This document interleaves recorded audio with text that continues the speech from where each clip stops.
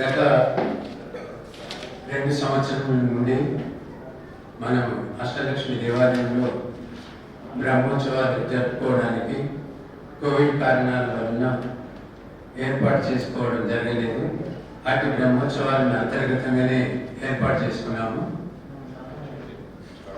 గత 2020లో మనం ద్వితీయ పుష్కర బ్రహ్మోత్సవాలు చేయవలసింది కూడా మనం అంతర్గతంగానే చేసుకున్నాము. 21 సంవత్సరంలో మళ్ళీ బ్రహ్మోత్సవాలు కూడా సిల్వర్ జూబ్లీ 25 సంవత్సరం బ్రహ్మోత్సవాలు జరుపుకోవాల్సిన అవసరం ఉండే, కానీ కోవిడ్ కారణాల వల్ల మనం ఏర్పాటు చేసుకోలేకపోయినాం. అంతర్గతంగానే బ్రహ్మోత్సవాలు జరుపుకోవడం జరిగింది. ఈ సంవత్సరము 2022లో మరి బ్రహ్మోత్సవాలకి మనం అతి వైభవంగా పెద్ద సంఖ్యలో భక్తులు వస్తారని, మనము అన్ని విధాలుగా దేవాలయంలో భక్తులకు ఏ రకమైనటువంటి అసౌకర్యం కలగకుండా ఏర్పాటు చేసుకోవడం జరుగుతున్నది. హైదరాబాద్లోనే పేరున్నటువంటి మన అష్టలక్ష్మి దేవాలయము, ఈ అష్టలక్ష్మి దేవాలయం బ్రహ్మోత్సవాలు తిరుపతిలో బ్రహ్మోత్సవాలు మాదిరిగానే మనము బ్రహ్మోత్సవాలు జరుపుకుంటాం కాబట్టి అధిక సంఖ్యలో భక్తులు వస్తారు. కనీసం ఒక 1,00,000 మంది రావడానికి అవకాశం ఉంది.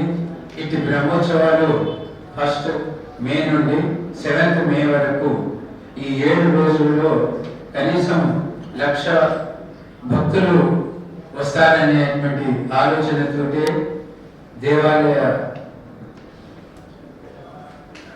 కమిటీ వారు ఏర్పాటు చేయడం జరిగింది.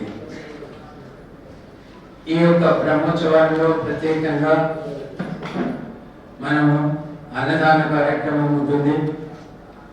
ఇష్టి పూజలు 5 రోజులు ఇష్టి పూజలు ఉంటాయి. ప్రతిరోజు వాహన సేవ ఉదయం సాయంత్రం కూడా ఏర్పాటు చేయడం జరిగింది. ఇదే రకంగా దేవాలయంలో ఈ మధ్య కాలంలోనే దేవాలయం యొక్క గోపురముల పైన కలశములను మనము బంగారు పూతతో ఏర్పాటు చేసుకోవడం జరిగింది. ముఖ్యంగా మెయిన్ గోపురం అమ్మవారి మెయిన్ గోపురంకు శ్రీచక్రాన్ని ఏర్పాటు చేసుకోవడం జరిగింది. ఈ శ్రీచక్రం ఏదైతే ఉందో అది యాదగిరి గుట్టలో ఉన్నటువంటి శ్రీచక్రం మాదిరిగానే ఆ శిల్పి మాత్రమే తయారు చేయడం జరిగింది. అదే రకమైనటువంటి శ్రీచక్రాన్ని మనం కూడా 25వ తేదీన శ్రీ శ్రీ శ్రీ రామచంద్ర జీఎస్ స్వామి కమలములచే కుంభాభిషేకం ఏర్పాటు చేసుకోవడం జరిగింది. అదే మాదిరిగా తిరుపతిలో మనము విమాన వెంకటేశ్వర్లు చూడటం జరుగుతుంది ఉత్తరం వైపున. అదే మాదిరిగా మన దేవాలయంలో కూడా శ్రీయపతి అని మనం ఏర్పాటు చేసుకున్నాము. విమాన శ్రీయపతి అని ఏర్పాటు చేసుకున్నాము. ఈ శ్రీయ అంటేనేమో అమ్మవారు, పతి అంటేనేమో స్వామివారు.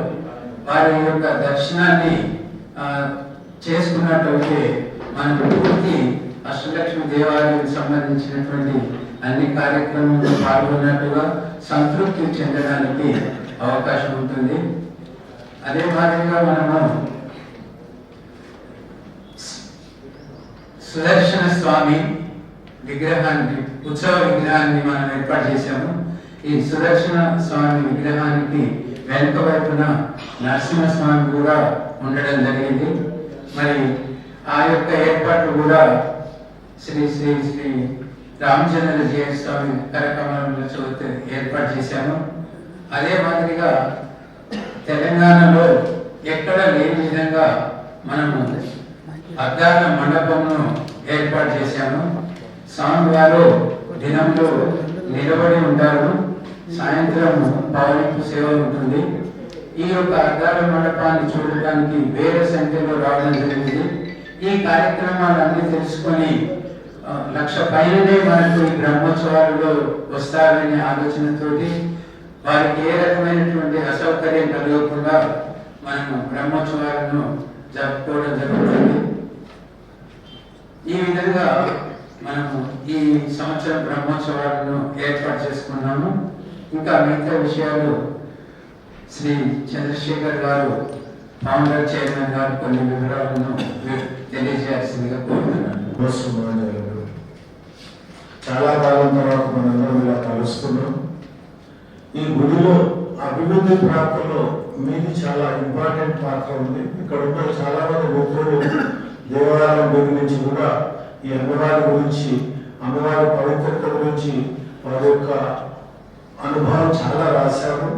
ఈ అమ్మవారి దగ్గర ఏది పొందితే అది జరుగుతుందని చాలా మంది భావిస్తుంటారు.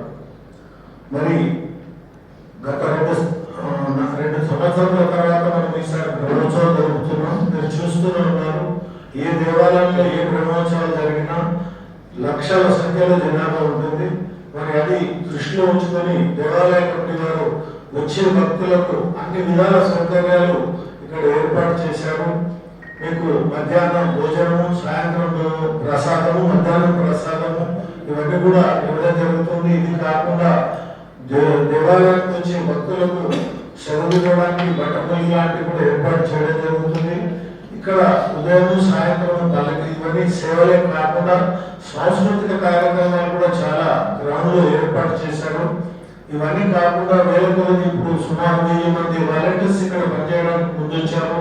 వారందరూ కూడా వారి వారి విధుల గురించి సక్రమంగా తెలియజేసి దేవాలయ కమిటీ వారు, అదేవిధంగా ఉత్సవ కన్వీనర్ రాజపల్లి శ్రీనివాస్ గారు చక్కగా దాన్ని నిర్వర్తింపజేస్తున్నారు. కమిటీలో ఉన్నటువంటి చైర్మన్ అందరూ కూడా బాగా పనిచేస్తున్నారు. మీరు చూసే ఉంటారు, సిటీలో ఎక్కడ చూసినా కానీ అష్టలక్ష్మి దేవాలయ బ్రహ్మోత్సవం హోర్డింగ్స్ కానీ, ఇంకా చిన్న ఆటోల పైన కానీ, టీవీలో కానీ చాలా చోట్ల ఈ రోజు కార్యక్రమం వస్తున్నది. మరి ఈ అవకాశంలో నాకంటే మీకే ఎక్కువ లాభం ఉంటుందని నేను అనుకుంటున్నాను. మీరు ఏ విధంగా అయితే మీడియా ద్వారా పబ్లిక్ చేస్తారో, మీ పత్రిక అభివృద్ధి చేయడానికి కూడా అమ్మవారి బ్లెస్సింగ్స్ అవసరం కాబట్టి, అమ్మవారి కరుణ అవసరం కాబట్టి మీరందరూ కూడా ఇక్కడ అనుభవజ్ఞులు సుభాష్ నాకు తెలిసి చాలా రోజుల నుంచి ఉన్నారు. ఇంకా ఈనాడు వారు చాలా మంది చేంజ్ అయిన ఉన్నారు. కొంతమంది గుర్తుపడతారు, కొంతమంది పట్టాను.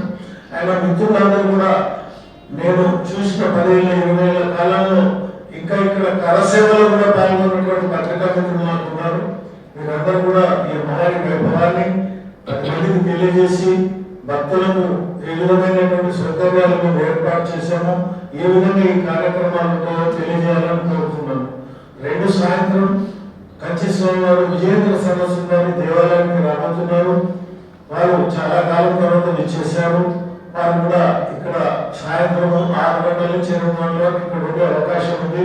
కరెక్ట్ టైం అనేది మళ్ళీ మనకు చెప్పబడుతుంది. కానీ స్వామివారి దేవాలయానికి వస్తున్నారు, మీరు అదే చూడవచ్చు. ఈ దేవాలయంలో అతి ముఖ్యమైనటువంటిది మనకు తెలిసింది ఇష్ట పూజలు. మీరు గమనించుంటే రోజు ఒక ఇష్టి యజ్ఞం ఉంటుంది. భక్తులు నమ్ముతారు కాబట్టి యజ్ఞంలో పాల్గొంటారు. అదేవిధంగా గరుడ ప్రసాదం పిల్లలకు గరుడ ప్రసాదం ఇస్తారు. అది కూడా మనకు 2వ తారీఖు ఉంది. ఇట్లా చాలా కార్యక్రమాలు భక్తులు నమ్మడానికి భక్తులకు జరిగే అనుభవాలతో ఇక్కడ రావడం జరుగుతుంది. కాబట్టి మీరందరూ కూడా మీ సమయాన్ని ఎక్కువ తీసుకోకుండా పత్రికలో అమ్మవారి విశేషతను తెలియజేస్తూ దేవాలయ కమిటీ వారు చేసినటువంటి ఏర్పాట్లను కూడా మీరు చూసి ఉంటారు. ఇప్పటికే ఆ శోభ మీకు కనబడుతుంది. తప్పకుండా మీ పత్రికాముఖంగా వారికి తెలియజేస్తారని, అలాగే ఎలక్ట్రానిక్ మిత్రులు కూడా అందరూ పబ్లిక్ విషయాన్ని తెలియజేస్తారు, భక్తులకు విషయాన్ని తెలియజేస్తారని ఆశిస్తూ సెలవు తీసుకుంటున్నారు. జాగ్రత్త. వారు కూడా ఈ బ్రహ్మోత్సవాల గురించి కొన్ని మాటలు చెప్పాలనుకుంటున్నారు. చైర్మన్ దామోదర్ గారికి, ఫౌండర్ చైర్మన్ చంద్రశేఖర్ గారికి, ఇతర పెద్దలు వేదికలలో అందరికీ కూడా నమస్సుమాన్యులు. వారితో పాటు ఈరోజు ఇచ్చేసినటువంటి ప్రతి ఒక్క పాత్రికేయుడు కూడా మా వందనాలు. అష్టలక్ష్మి దేవాలయము 26లో బ్రహ్మోత్సవాన్ని జరుపుకుంటోంది. దాంట్లో భాగంగా ఈ ప్రెస్ మీట్ కూడా ఒకటి మనం ఏర్పాటు చేసుకుంటాం. ముఖ్యంగా అశ్లక్ష్మి దేవాలయం చెప్పదగింది ఏంటంటే ప్రతి సంవత్సరము ఒక ఇంప్రూవ్మెంట్, ఒక డెవలప్మెంట్ చేస్తూ ఉన్నాం. గత 2 సంవత్సరాల నుంచి అంతర్గతంగా మనము బ్రహ్మోత్సవాలు చేసుకున్నాము. కారణం అందరికీ తెలిసిందే. కాబట్టి భాగ్యనగర భక్తులందరికీ కూడా ఈ సదావకాశాన్ని విచ్చేసుకుని అందరూ ఈ బ్రహ్మోత్సవాలలో పాల్గొనాలని చెప్పేసి మా ప్రార్థన. పాల్గొని ఇక్కడ ఉన్నటువంటి అమ్మవారి ఆశీర్వాదాలను, వారి ప్రసాదాన్ని తీసుకుని వెళ్ళాల్సిందిగా కోరుతున్నాం. వేదికను అలంకరించినటువంటి గౌరవ అధ్యక్షుడు చంద్రశేఖర్ గుప్తా గారు, మాజీ అధ్యక్షుడు సుధాకర్ గారు, చైర్మన్ బంధం దామోదర్ గారు మరియు ఇతర పెద్దలు, మీడియా మిత్రులందరికీ స్వాగతం, సుస్వాగతం. నేటి ఈ సమావేశాన్ని మన అష్టలక్ష్మి దేవాలయ రాబోయే బ్రహ్మోత్సవాల గురించి ఏర్పాటు చేయడం జరిగింది. ఇచ్చేసిన మీడియా మిత్రులకు తెలియజేయగా 1/5/2022 నుంచి 7వ తారీఖు వరకు మన దేవాలయ బ్రహ్మోత్సవాలు అతి ఘనంగా నిర్వహించడానికి ఏర్పాట్లు చేయడం జరిగింది.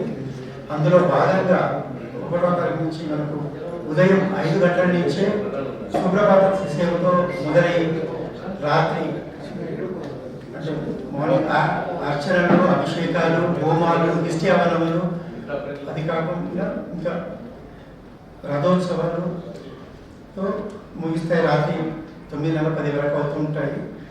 దానికి ఇచ్చే భక్తులకు అన్ని విధాల ఏర్పాట్లు చేయడం జరిగింది.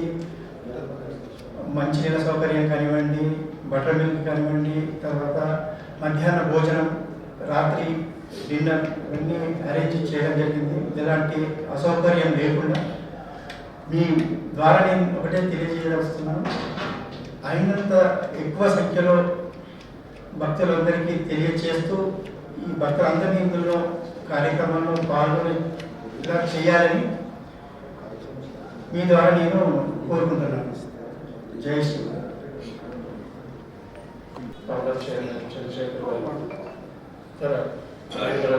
పెద్దలు, పాత్రికేయ మిత్రులకు నమస్కారం.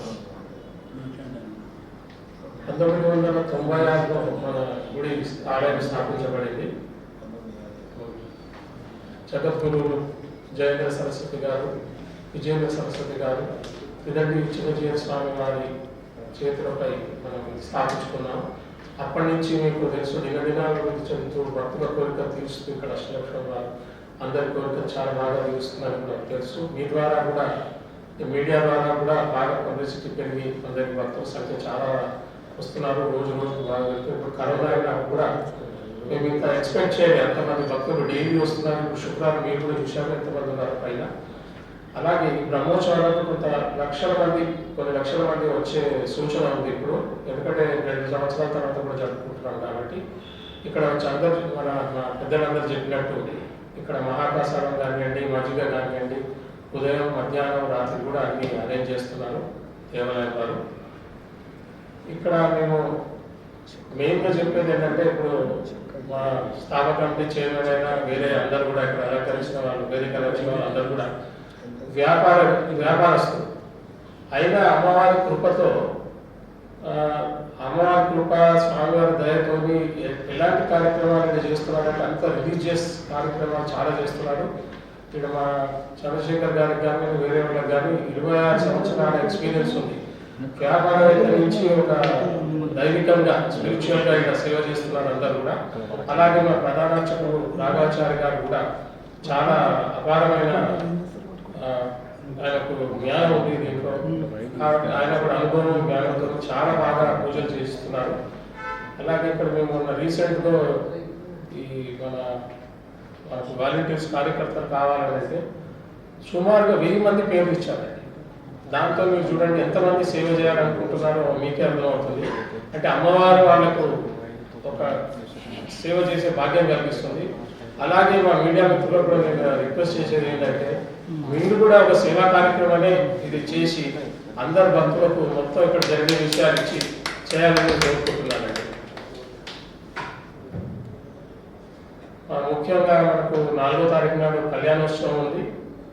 అది కూడా కొంచెం మీకు కవర్ చేసి, తర్వాత విజయ సరస్వతి గారు 2వ తారీఖు నాడు వస్తున్నారు, అది కూడా కవరేజ్ చేసి మీరందరూ కూడా అమ్మవారి సేవలో నిమగ్నమై ఉండాలని కోరుకుంటూ సెలవు తీసుకుంటారు.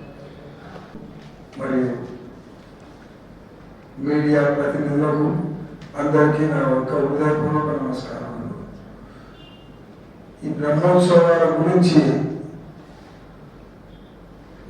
మేమన్నా కొంత మర్చిపోతామే, మీరు పాత్రికేయులు మాత్రం మరవకుండా ప్రతి ఒక్కటి 26 సంవత్సరాలు చూస్తున్నారు కాబట్టి మీ వల్లనే ఈ భక్తులు చాలా అధిక సంఖ్యలో వచ్చే ప్రయత్నం బాగా చేస్తారని నేను ఆశిస్తున్నాను. తప్పకుండా 2 సంవత్సరాలు బాగా జరగలేదు, ఈ సంవత్సరం చాలా ప్రమాణంగా జరుగుతుంది. ఇక అందరికీ దీంట్లో అనుభవం ఉన్న వ్యక్తులు చాలా మంది ఉన్నారు. మన చంద్రశేఖర్ గారు, దామోదర్ గారు, సురేష్ గారు, అందరికీ చాలా అనుభవాలు ఉన్నాయి. కాబట్టి ఎలాంటి ఎంతమంది 1,00,000 పబ్లిక్ వచ్చినా కూడా ఎలాంటి లోపం లేకుండా అందరం జరిపిస్తామని ఆశిస్తూ సెలవు తీసుకుంటున్నాను. జై శ్రీరామ్. వేదిక అలంకరించిన పెద్దలు, ఈనాటి ప్రెస్ కాన్ఫరెన్స్ చేసిన ప్రెస్ సోదరులందరికీ నమస్కారాలు. మన దేవాలయ విశిష్టత గురించి అందరూ చెప్పారు. మన జంట నగరాల్లో ఒక భాగ్యవంతమైన వాక్యం చెప్పి మన నగరానికి ఒక విశిష్టత ఉంది. అదేవిధంగా ఈ దిల్సుఖ్ నగర్, ఎల్బీ నగర్, ఉప్పల్, వనసరిపురం ప్రాంతాల్లో ఉత్తరాఖండ్ లో ఋషికేశ్, హరిద్వార్, చార్ధామ్ ఏదైతే ఉన్నాయో ఈ ప్రదేశం అంతా ఒక ఆధ్యాత్మిక ప్రదేశం అని చెప్పచ్చు. దిల్సుఖ్ నగర్ లో ఉన్న సాయిబాబా దేవాలయం, సంతోష్ మాత దేవాలయం, సత్యనారాయణ టెంపుల్, వాసవి అమ్మవారు, అష్టలక్ష్మి టెంపుల్, సౌభాగ్యపురంలో వెంకటేశ్వర టెంపుల్, ఎన్నో దేవాలయాలు ఈ ప్రదేశంలో ఉండడం చాలా విశేషం. జంట నగరంలో నలుగురులో చూడండి, ఇలాంటి ఆధ్యాత్మికత ఉన్న ప్రాంతం అంటే దిల్సుఖ్ నగర్ వాసులే. ఈ వాసులంతా చాలా అదృష్టవంతులు. 1 కిలోమీటర్ పరిధిలో, 2 కిలోమీటర్ పరిధిలో ఇలాంటి దేవాలయాలు ఉండడం, ఇలాంటి ఒక ప్రైవేట్ దేవాలయ వ్యవస్థ ఈ విధంగా ఉండాలని అనుకునే విధంగా గత 26 సంవత్సరాల నుండి ప్రతి మా ట్రస్టీస్ తర్వాత డోనర్స్ ఏ కార్యక్రమం తలపెట్టినా వారు వంతు ఆర్థిక సహాయాన్ని అందించి కృషి చేస్తున్నారు. వారికి అమ్మవారు పరిపూర్ణమైన కటాక్షాన్ని అందిస్తున్నారు. ఇక్కడ ఒక విశేషం ఉంది. పెళ్లి కానీ అమ్మాయిల అబ్బాయిలు మరియు సంతానం లేని దంపతులకి సంతానలక్ష్మి అమ్మవారి దగ్గర గత 20 సంవత్సరాల్లో చాలా మంది ఆస్ట్రేలియా నుండి, అమెరికా నుండి, వేరే రాష్ట్రాల నుండి ఇక్కడికి వచ్చి పూజ చేసుకున్నారు. వాళ్ళందరికీ అమ్మవారు త్వరగా వాళ్ళకి అభిషేకం నెరవేర్చింది. చాలా విశేషత మన దేవాలయంలో. ఇంకా రాబోయే ఈ కార్యక్రమాన్ని మంచి కవరేజ్ చేస్తూ భక్తులందరికీ ఈ ఇన్ఫర్మేషన్ పంపించి తోడ్పడతారని చెప్పి మీకు అందరికి తెలియజేస్తూ మీ అందరికీ అమ్మవారి పరిపూర్ణ అనుగ్రహం కలగాలని ప్రార్థన చేస్తూ జయ శ్రీమన్నారాయణ. చేసేటువంటి సేవ మరణలేనిది. మీ వలనే అష్టలక్ష్మి దేవాలయము అభివృద్ధి కానీ, కార్యక్రమ వివరాలు కానీ తెలియజేయడం ద్వారానే ఈరోజు ఈ యొక్క అష్టలక్ష్మి దేవాలయము ఈ విధంగా మన రాష్ట్రంలోనే ఒక ముఖ్యమైన దేవాలయంగా గుర్తించబడింది. మీ అందరికీ కూడా నా యొక్క ధన్యవాదాలు. మీ సహకారంతో ఈ బ్రహ్మోత్సవాలు దిగ్విజయంగా జరుగుతాయని నేను ఆశిస్తూ సెలవు తీసుకుంటున్నాను. ఈనాటి సమావేశం ముగించి మనము ఛాతి పాఠంతో సమావేశాన్ని ముగిస్తాము.